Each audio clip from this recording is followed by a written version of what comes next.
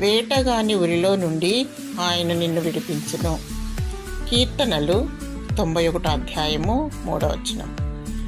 మానవుని పతనము చేయనవి 3: స్త్రీ, సిరి, అహం.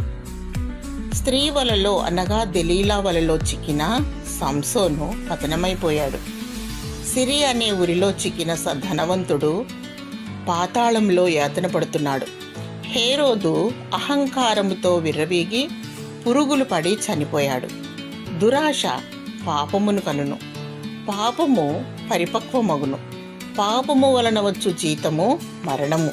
అయితే దేవుని కృపావరము మన ప్రభువైన యేసు క్రీస్తునందు నిత్య జీవం.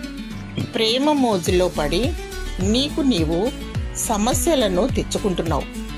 దైవ చిత్తమును గురించి ప్రార్థించు, వేచి ఉండుము.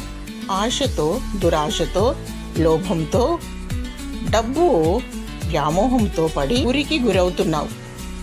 అహంభావముతో గర్వించి వినాశనాన్ని కొని తెచ్చుకుంటున్నావు.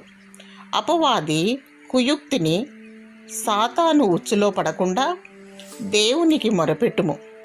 దేవుడు వేటగాని ఉరిలో నుండి నిన్ను రక్షిస్తాడు. నాశనకరమైన తెగులు రాకుండా నిన్ను కాపాడుతాడు. దేవుడు నిన్ను భద్రపరిచి కాపాడునుగాక. ఆమేన్.